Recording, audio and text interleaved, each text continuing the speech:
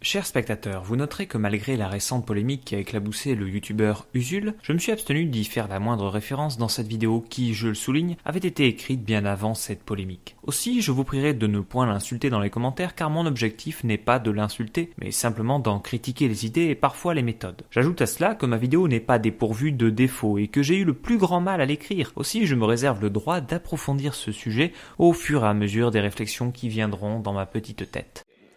On est parti dans le 500 par le sentier, il y avait tout le monde, il y avait Ben Soussin, il y avait Benichou, il y avait même Bénévole, il y avait tout le monde, hein. Et on s'est retrouvé à l'import-export, sans mentir, sur ma mère, on était 5000. T'as rigolé? Je savais pas. Non, c'est interdit maintenant, tu savais pas? Heureusement que je te le dis alors. Au cas où vous ne le sauriez pas, l'humour est un sujet sérieux, un sujet qu'il convient de ne pas prendre à la légère. On ne rigole pas avec l'humour. Bien d'accord. Étant donné que l'humour est un sujet qui m'intéresse, lorsque j'ai vu la vidéo de DevCheck traitant du racisme et de l'humour, je n'ai pu faire qu'une seule chose, disliker. Liker. L'idée de leur vidéo, si tant est qu'il y en ait une, elle est extrêmement simple. L'idée c'est qu'il vaut mieux faire de l'humour drôle que de l'humour pas drôle. Et que l'humour fin, c'est plus fin que l'humour pas fin. Et pour nos deux compères, humour pas drôle rime forcément avec humour raciste. Et j'espère dans cette vidéo pouvoir démontrer parfaitement bien qu'on peut être à la fois pas raciste et pas drôle. Comment est-ce que je résumerai leur vidéo? Peut-être comme ça. Oui, donc l'époque de la colonisation. Bobo, ton mollo sur la repentance, on n'est pas là pour donner des leçons, on cherche à comprendre. Oui, donc l'époque de la colonisation. Une importante partie de la vidéo est consacrée à l'idée selon laquelle il ne faudrait pas imiter les accents et ne pas mettre en scène dans ces sketchs différents clichés. Clichés qui peuvent s'attacher à différentes parties de la population. Je suis d'ailleurs sûr que vous les avez parfaitement en tête, ces clichés-là. Il y a notamment beaucoup de clichés qui circulent sur les photographes. Alors clairement, quand t'es auteur, il y a des jours avec et il y a des jours sans. Ok, cette blague était nulle, mais admettez-le, elle n'était pas raciste, et par les temps qui courent, je crois que c'est ce qui fait d'une blague une bonne blague. Ainsi, pour nos deux apprentis en police de la pensée, il y avait autrefois un humour qui faisait rire, parce que les clichés sur lesquels cet humour reposait étaient des clichés autrement plus répandus, et autrement plus tolérés qu'aujourd'hui. Et l'idée c'est qu'aujourd'hui, les gens bien intentionnés ne devraient surtout, mais alors surtout, plus rire de cet humour-là. Non, surtout pas. Mais en voulant mettre fin aux clichés véhiculés par l'humour, nos deux compères font finalement peser de nouveaux clichés sur les blancs. Clichés qui voudraient par exemple qu'un blanc soit le seul à pouvoir être raciste. Clichés qui voudraient que tout blanc soit en réalité un colon qui s'ignore. Et pas un Gérard. Gérard Collomb. Et moi qui me croyais le roi des mauvaises blagues. Quoi, comment ça, elle est nulle ma blague? C'était pas drôle? Ça t'a pas fait rire? Ah, mais c'est ça l'humour inclusif. Un humour qui ne fait rire personne, mais qui au moins ne froisse personne. Mais non, Usul, il ne dit pas que tout blanc est un colon qui s'ignore, tu comprends pas, voilà... Ah bon?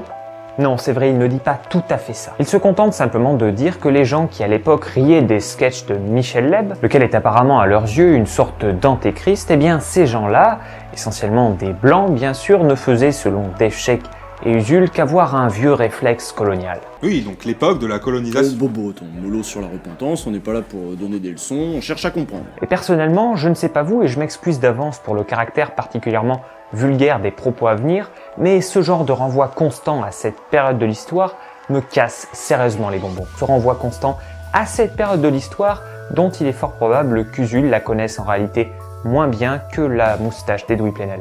Drôle de moment pour faire de l'humour, John.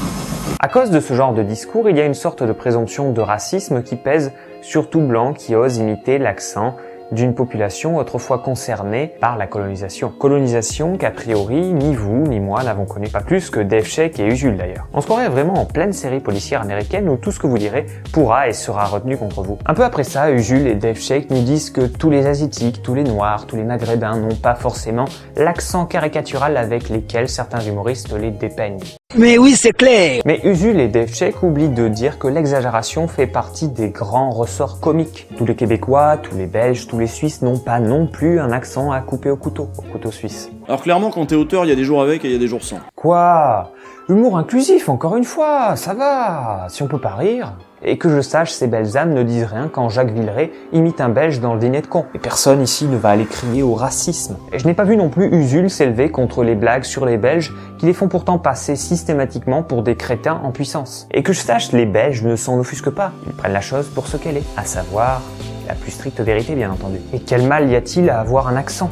Souvent d'ailleurs, ce n'est pas l'accent lui-même dont on se moque, mais l'exagération qui en est faite par l'humoriste. Je me souviens d'un passage du jeu GTA Vice City qui me faisait beaucoup rire, et où justement on pouvait y voir un Français parler avec un accent, français. Et c'était justement du cliché du français dont je rigolais.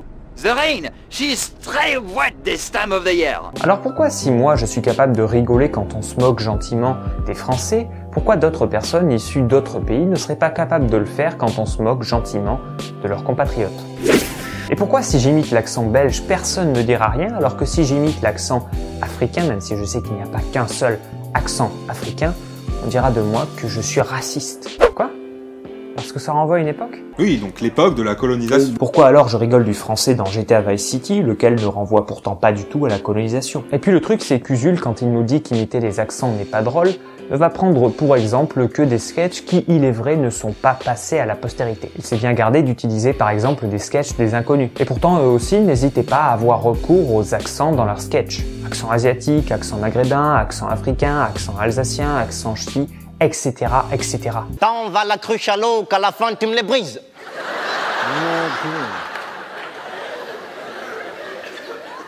Maître vénéré des salles obscures, je me présente, je m'appelle Livanchou.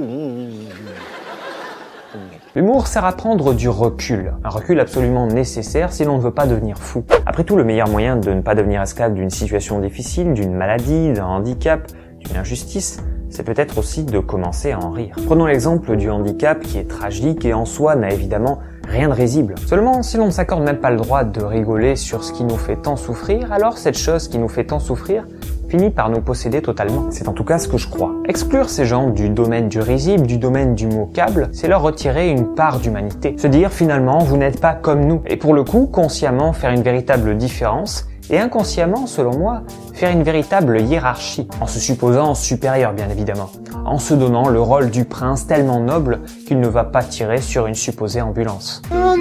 Apprenons donc à nous moquer de nous-mêmes, avec bienveillance bien évidemment, il ne s'agit pas de s'insulter, mais il s'agit de comprendre que nous-mêmes, nous pouvons laisser place à la comédie, qu'il y a chez nous des traits qui sont risibles et qu'autrui n'est pas forcément un salaud ou un raciste parce qu'il a su les déceler et les souligner sous la forme humoristique et par là nous en faire prendre conscience d'une manière plus douce que si la chose nous avait été dite abruptement. L'humour sert ainsi à pointer du doigt des choses sur le mode humoristique que nous n'oserions pas forcément aborder avec autant de franchise sur un mode plus sérieux. Une blague vaut parfois mieux qu'un long discours et permet de faire passer certains messages sans blesser les gens. La comédie a toujours servi à se moquer des limitations humaines, alors que la tragédie, elle, sert plutôt à montrer la grandeur de l'homme. L'humour est très utile à une société car je crois qu'on mesure le degré de sophistication d'une société à la capacité qu'elle a ou qu'elle n'a pas de laisser les gens se moquer d'elle-même, et à la capacité qu'elle a de pouvoir faire son autocritique. De ce point de vue, il me semble effectivement que notre société régresse et se prend beaucoup trop au sérieux